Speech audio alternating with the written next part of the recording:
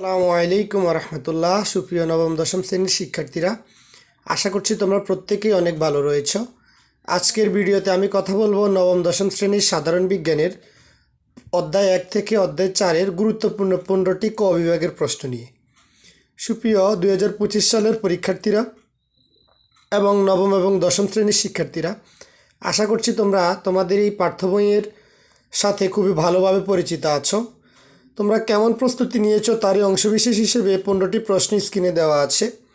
প্রথম প্রশ্নটা হচ্ছে রক্তচাপ কী, 2 নম্বর প্রশ্নটা হচ্ছে বয়সন্ধিকাল কী, 3 নম্বর প্রশ্ন হচ্ছে এক্স এবং ওয়াই কী, 4 নং প্রশ্ন HDL এর পূর্ণরূপ, লাভ কী, দমনী কাকে বলে, পারপুরা কী, প্লাজমা কী, সিরাম কী, রক্ত কী, আর্সেনিকের কারণে কোন রোগ হয়, ব্লিচিং পাউডারের সংকেত লিখো, পিএইচ কী, রাফেজ কী এবং এইডসের পূর্ণরূপ লিখো।